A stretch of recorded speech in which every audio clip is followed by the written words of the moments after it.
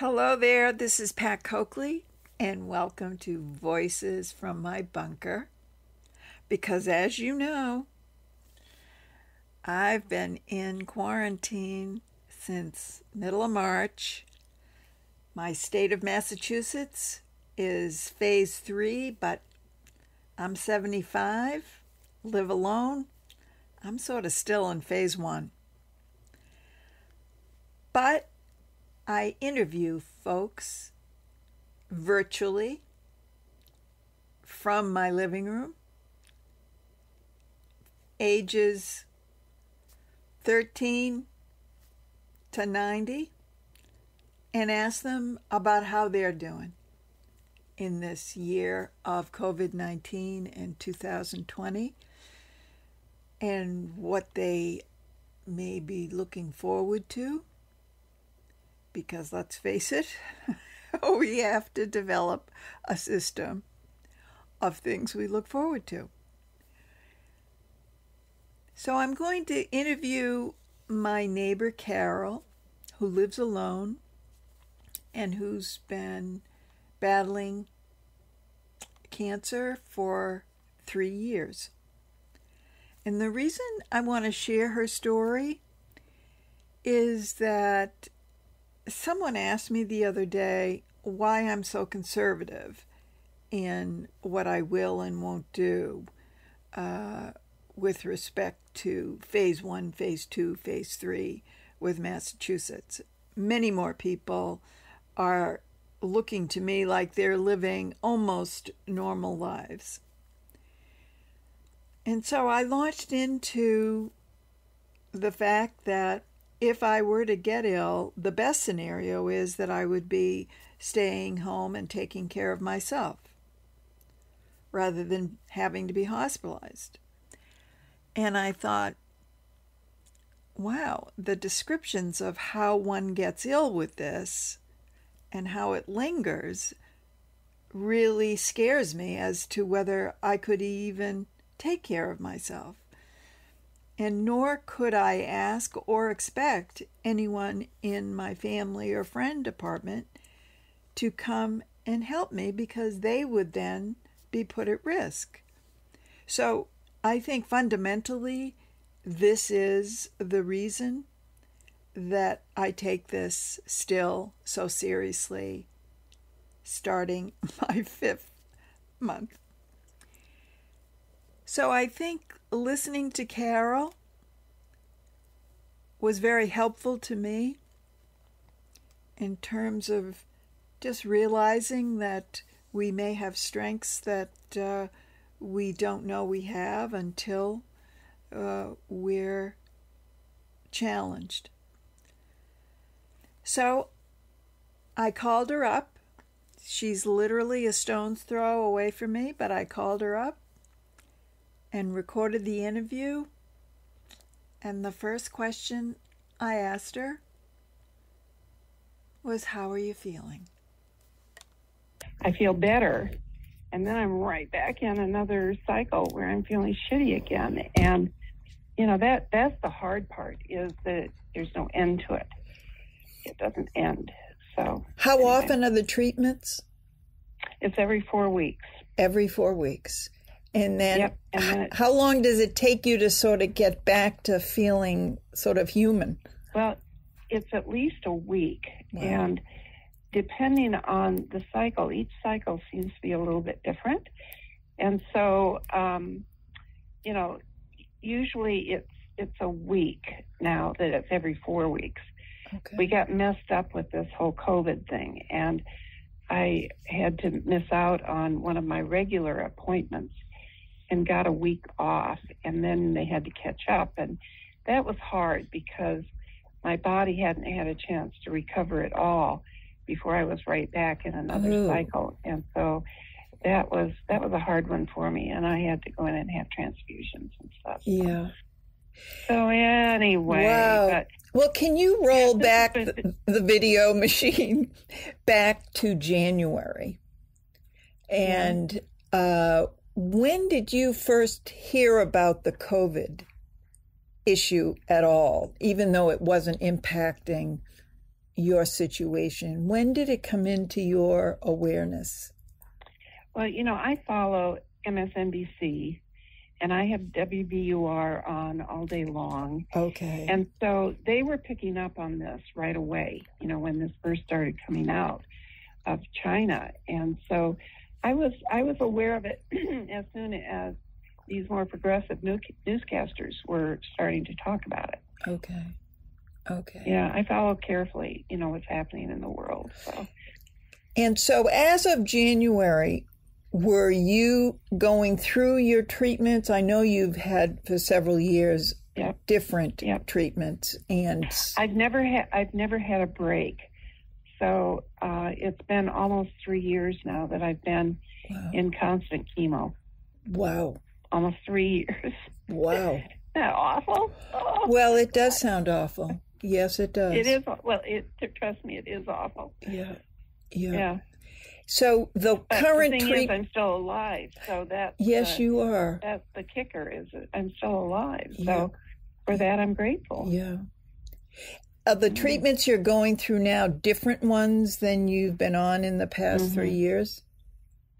Yeah, I was on. I have lung cancer. Okay. And it just so happens that there were 2 targeted drugs that had been approved for the mutation that I have.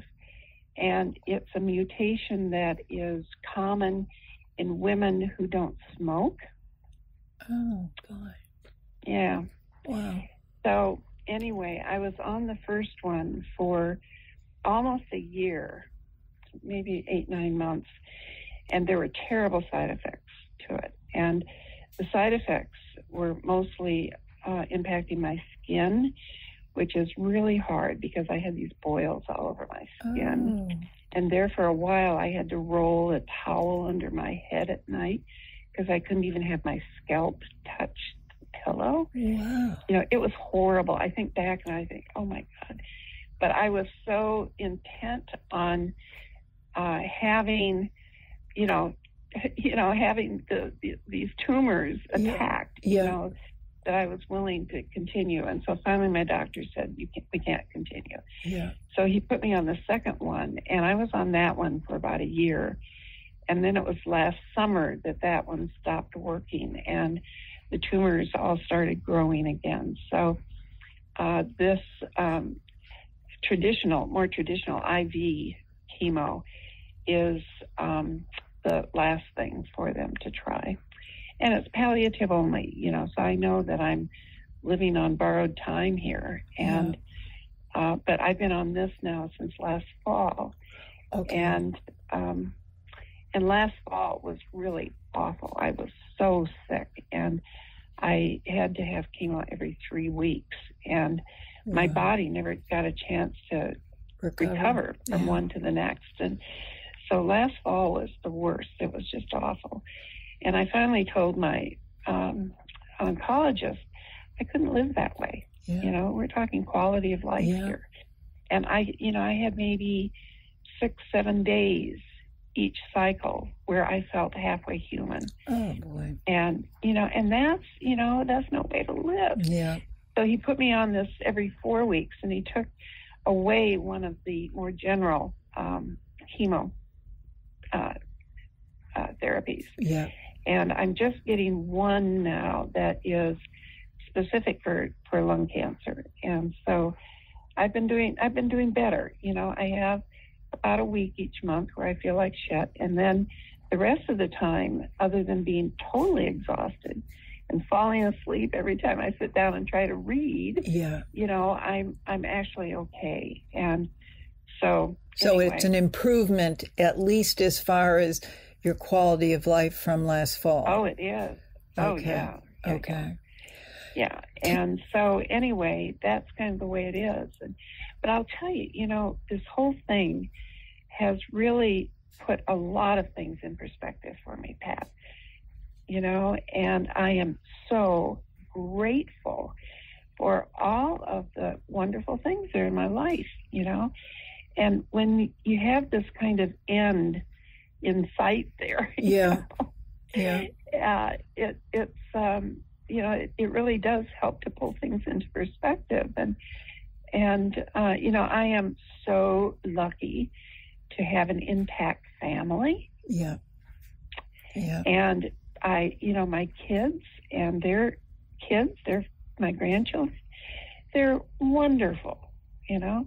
We're able to sit down and have long conversations, and they'll do anything for me. Are you able to visit with them in the past few months? Have I been what? Able to visit with them the past few months? Yeah, I was totally isolated for the first, 6 weeks or so. Yeah. And then finally, I'm such a tactile person, and I'm a hugger. And finally, I said, my daughter was over changing my bed linens one day, and her daughter, Lexi, who's 9, was with her. And finally, I said, Lexi, I can't live like this. I need a hug. Uh-huh. And she came over and she fell into my arms, and we hugged and hugged and hugged. And it was the best thing in the world for me, Yeah. And so we decided that we would make a family circle, Yeah. And so my daughter's family can come, and my son and his family come. Okay. So, so that's what we do. So for 6 weeks, you couldn't have that experience, though. Well, I mean, everything seemed so intense at that point. Exactly. Yeah. And and so I was being really careful, and I have a lot of people who are supporting me here, which is the other thing I'm so grateful for. I've got this wide support network through all my years in ministry here. Right. And most of the people in the church still love me, and they'll do anything for me. Yeah. And, and that is so great. They take care of have you been back to see my gardens back here? I haven't been in the back, no. But you should take a walk over sometime, because my gardens are just fabulous. They brought in all these annuals and perennials. Wow, I will. They move perennials around. I'll be over with my camera, for sure. Yeah, come over sometime. Yeah. And so anyway, and they bring me food, and they'll cook for me sometimes. They'll say, oh, Carol, I just am making chicken marsala. Can I bring you some? I'll say, sure. Yeah. Of course you can. Yeah. So anyway, I've got all of that. But at those first few weeks, we were all so careful, washing down groceries when they came in, and, right. All that kind of stuff. And then I just kind of thought, oh, shoot, I'm not going to do that. So what has your doctor advised you about this whole COVID? Well, as things have progressed here, they know that I'm with my family. Yeah. And that's just fine. That's just fine. My daughter-in-law is an ophthalmologist, and she's continued, to telehealth mostly with her patients. Yeah. But she has to see some patients, but she was just tested this past weekend, and she's negative. Okay. And my daughter is still working. She does addiction counseling. Okay. And she's a social worker, and so she still goes into the office, but most of that is also telehealth. Okay. So she's not seeing many patients. Right. So anyway, but we're all kind of doing it. So let me ask you this: okay, sir, go ahead. I'll come back after you finish. Well, I tend to be a little bit relaxed about it, and like Carrie has started coming back to clean for me. Yes. And I social distance, and I take care of my hands, and I'm careful in most ways, but I'm not going to get crazy about it. Yep. Yeah. And some of that, I guess, is, I have a nursing background. I was a nurse worked as a registered nurse for 15 years before I went into the ministry. And so I've seen so much, as I know you have too. And I guess I'm just more relaxed about the way our lives unfold. Well, and besides, I think I'm going to die anyway. So, well, I was just going to say, you're dealing with a horizon that I think allows you to take some relaxation along the way. Well, the thing is, I think, oh, well, I'm going to die here one of these days. I mean, we all are going to die one of these days, but it's a little bit clearer for me. Yeah. And I've told my kids that if I get this COVID, they are not to take me to the hospital. Right. Because I want my family with me when I die. Yes, yes. Yeah, I think that's the So you really let it be known to them how. Oh my gosh, Yeah. Yeah, that's not how I want my life to end. So my kids know that they're supposed to leave me here, even if I'm gasping for breath. But they're part of your bubble, so they'll be able to come in and hold your hand. Right. So that is good. Do you know, well, not do you know, but what would you tell people that who live with others and have gone through this COVID quarantine and are now in varying stages of restarting or reopening their life? What would you say they may not know about someone who is living alone and going through this exact same thing and also ill at the same time? What might they not be quite aware of that they might benefit from knowing from someone who's in that experience? Well, Pat, just living alone, period, is something that most people don't understand, and you know that, right? Too. Yeah. I've been divorced for, excuse me, over 30 years now. So I've been alone for a long time, and because I'm in communication with so many different people, I have two women from my church who are recent widows, and both were kind of premature deaths. And I've had them both over here to sit out on my patio at different times. And just for them, to understand, start to get a feel for what it's like to be alone. I mean, that's really huge, whether it's a divorce or if you have been used to a partnered type relationship. I think people who have never been in a partnered relationship know what that's like. Yeah. But for people who are new to it, it's very, very different when you realize you have to make all your decisions on your own. Everything that happens in your house, you have to do, whether it's taking the trash out or getting the oil changed in the car or whatever. Right. There's no one but you. And that is huge. And especially if you have kids, and are trying to do this. So the being sick has just amplified all of that feeling of aloneness. Has there been things that have been, I wish someone could just do X for me or Y for me? What are some of those things? I wish I had somebody who could rub my shoulders for me. Okay. All right. All right.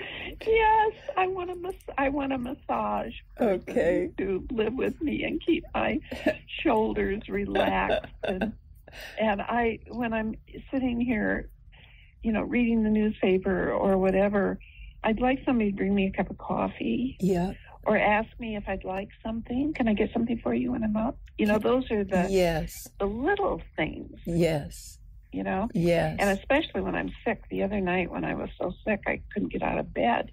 And I didn't have water at the bedside or anything. And I couldn't move, And so, thank goodness, Kathleen was on her way home from work. So she came over and got me set up with a pan to vomit into and water with a straw so I could have it at the bedside. Right.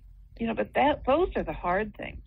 Wow, and imagine someone in your exact situation without a Kathleen to call. Yeah, I know. Wow. Well, this is why I feel so grateful. Yeah, I understand that now. That I've got my kids and I've got other people who will do anything for me. Yeah. Yeah. And boy, so many people don't have that. Most people don't. Have you been at all, along with the feeling of being blessed in ways and grateful, has there been any disappointments with this period of time when you would have thought something and it didn't happen, or someone wasn't showing up in the way that you might have thought they would have? Have there been any sort of disappointments that you've experienced? Not really with those kinds of things. Okay. Other sorts of things? But when I was first divorced, I had a big talk with myself and told myself that I was not going to ask for things from my children, that I was going to allow them to live their lives, and I wouldn't have any expectations. My daughter, after college and volunteer work, she came back and lived with me for 2 years. And it was great. We were like roommates and supported each other and stuff. And my son also tried living with me for a while when he got out of college. And that didn't work so well, But I didn't have expectations of them. And this is the way it is now. I don't expect them to come and do things for me. I wait for them to offer usually. Yeah. And then I just cover them with praise for taking such good care of me. Yeah. So, but it's my own expectations of what people will do or won't do. And so I don't have expectations that people will do things for me. Wow. And I'm just grateful when they do, Not too many people have no expectations of people, so I'm like slack-jawed at that. But I believe you. I believe you, but I find it really hard to imagine it, frankly, to have no expectations. Although it's certainly a way to go, because then you're just grateful for what you do receive and don't dwell on what you don't. Have you been surprised about yourself or disappointed in yourself in any way in these last few months? When this whole thing first unfolded, I was, I spent 35 years preaching, and I preached a lot about death and all of that, mortality and making meaning out of life, and what is your life's purpose, and and so when I got sick like this, because I had just retired, and I thought, oh shit, right, this isn't what I thought my retirement was going to be. And I thought, I wonder if what I've been preaching for decades to my congregation will sustain me through this. Yeah. And so I started rereading sermons that you had given, that I'd written. Yeah. And I found myself being ministered to by my own sermons. That it really was it was true for me what I had been preaching. And that was nice. And so you've reread some of those in the past few months? Well, in the past 3 years. Oh, in the past 3 years. Okay. Yeah, since I've been sick. And so anyway, but I also started thinking more about my legacy. Now, I have this huge legacy through the church because I saved this congregation, and it's a thriving, flourishing congregation out there doing all this good work now. Yeah. And the congregation was homeless, and there were only 20 people when I first went there. And I really did save that church. And we, bought land, and it was an old historic church, but it almost died. And so the people in that church look at me as being, I was one that saved the church. Yeah. I was the one that built the church. So I have that legacy there. And it will probably always be there because I had such a high profile for so long there. But the other part of the legacy is through my family. Yeah. And so I started thinking about, what do I want my legacy with them to be? Because they're really the most important ones. And so I started being very intentional about interacting with my grandchildren and telling them stories and, sharing my life with them. And I picked up a crochet hook and I started crocheting, and I have now crocheted 5 Afghans. Oh. I made an Afghan for each of my granddaughters and for my son and for my daughter. And, and because I thought, this is something tangible, Absolutely. that they can hang on to, knowing that Grandma had made these for them. And I went through my cookbooks and all of my old family recipes, and I made cookbooks for both my son and for my daughter so they would have access to all the family recipes.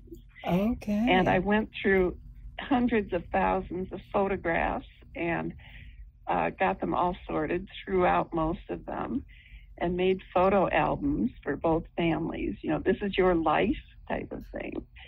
So I was doing all of that as a way of, I guess, having something tangible for them. Yes. Oh, yeah, we remember Grandma Carol. She was something else. And you did that prior to the whole quarantine business, right? This has been the course of 3 years you've been This has been going on for 3 years. Yeah. When the COVID quarantine hit, and it was coinciding with you also being so ill for a week out of each of the months, did the legacy issues, both in the church and in your family, help you get through those horrible weeks in terms of you still felt like you were going to be teaching them how to bear something so unbearable? How did that work? Well, I was upset when I was sitting here in quarantine. I was kind of pissed off, Okay. because I kept thinking, this really sucks. Yeah. Am I going to live the rest of my life in quarantine? Yeah.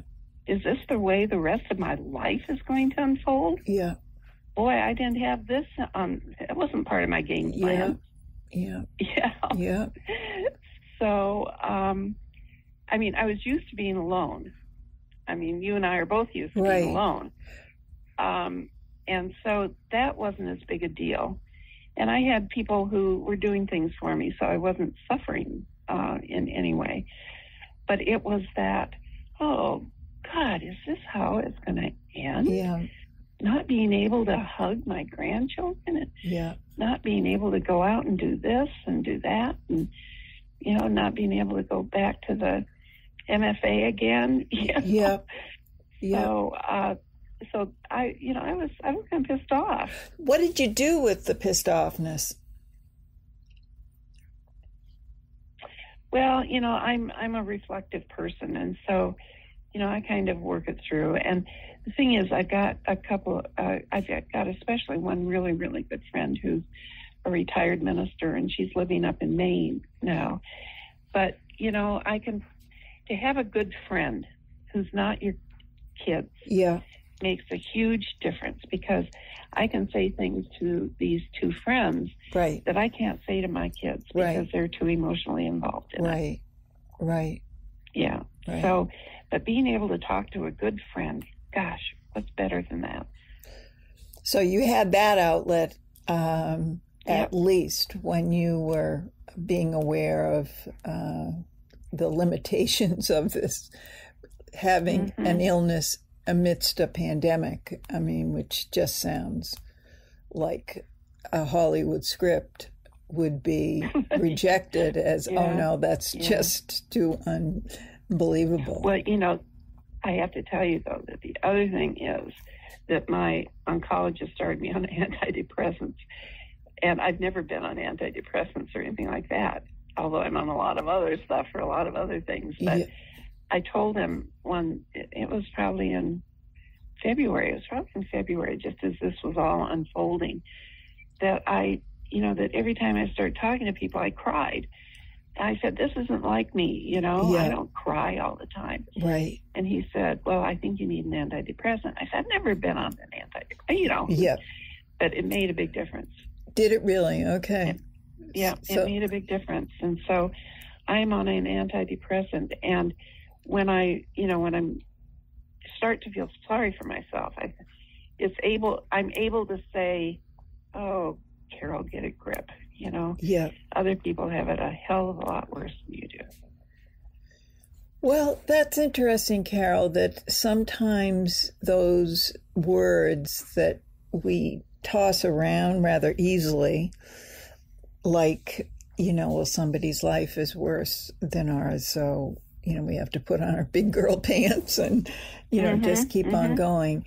It seems to me that this is a period of time where all of us have sort of skirted around that as what we should be doing, but we're not always able to get beyond what's going on. But you seem to have been able to strike a balance that you attribute to your, I guess, just general philosophy about how to live your life, as well as the affections you have in your life that have sustained you. Is there anything that, if someone is going to listen to this down the line, and they know of someone who's in a similar situation, is there anything that they can do? They can't be in your bubble, obviously, but is there something that they could do to bear witness to your life in a way that would be meaningful and not a cliche? Yeah. Well, I think that just, pure presence is the biggest thing. Okay. If you can be present for people, people don't need platitudes, and I didn't need somebody else to tell me to suck it up, Carol. Right. That goes over like a lead balloon. Really? Have people said that to you? No, but I was just thinking, Wow. I can say those things to myself, but boy, I sure don't want to have somebody else tell me. Oh, boy. Oh, Carol, somebody else has it a lot worse than you do. I know. So you can use that phrase, but God forbid someone else should say it. Yeah. Because, all you have to do is open up your eyes and know how fortunate we are. Yeah. Yeah. Especially the last 3 weeks, with all of the demonstrations that are going on. Yeah. And now that, so many more white people are starting to wake up a little bit, I have had a very complicated life, but boy, it has, I have learned so much going through my life, and with the profession that I was in, I had to do a lot of self-reflection. I mean, every week I was having to write a sermon, right, and that kind of forces you to do a lot of interior work every week. And so, I am aware of all of the pain and the really horrible suffering that so many people are going through. And I am so aware of how lucky I've been. The name of this podcast is So what's next on your fun agenda for 2020? And it's a combination of my sarcasm and also sense of hope that's always welded together. And I wondered, when you look out for the rest of 2020, what is on your fun agenda? Well, I've been telling my oncologist for the past 3 years that my main goal was to live long enough to see Donald Trump out of office. Amen. Amen, sister. And so that has been that's been the thing. I have to live long enough. And then I start thinking, oh my God, what if he gets reelected? Yeah. You know? And then, yeah, we just can't go beyond November 3rd. We really can't. I keep thinking, I have to wait to see him out of office. I want to see the 4-star generals escorting him out of the White House. So that's on the fun agenda then for the. Anything else? Yeah. Anything else that you're looking forward to with this gradual, hopefully successful reopening? Well, I hope that I live long enough to see things opening up, and yeah. I hope that I live long enough to see a vaccine come in. And yeah. I've been really worried about the kids, Yes. and what this is doing to them developmentally and all that kind of stuff, especially for the younger girls. And I feel so sorry for these little kids who are being not being allowed to socialize in the way they need to. Yeah. And so anyway, it will be good to see all of that. But the thing is, Pat, we never live long enough to see the end of the story. That's very interesting. Yeah, that's so true. I love that. I love that. And you know what? I'm going to end on that because I think that is true for all of us, regardless of where we are in our life or what struggles we're facing. So thank you so much for this. I appreciate it. I've enjoyed talking to you, Pat. Really. And you do have a radio voice, just saying. Oh, good. All right. Thanks, dear. All right, dear. Okay. Bye-bye. Bye-bye. So you can see why I think Carol's story was a good one to start off with. Because despite her challenges, and I don't think any one of us are going to argue that she's got some challenges, she ends our interview with, Pat, the thing is we never live long enough to see the end of the story. I just love that. And I'm going to think about it. I hope you do too. And I hope you come back to listen to another story and to another answer to what's next on your fun agenda for 2020. Although I have to say, you're really going to have to surprise me to give me a better one than Carol's, which was telling her doctor she just needed him to keep her alive until Trump was defeated. Okay. Thanks for listening. I can be reached at www.patcoakley.com. I have an archive of blog posts going back to 2009 with some gaps in between, but they started up again in January 2020, and I invite you to take a look. Take care. And a grateful shout out to Jeff Hale, who created my new doorbell. Thank you, Jeff. Take care of yourselves.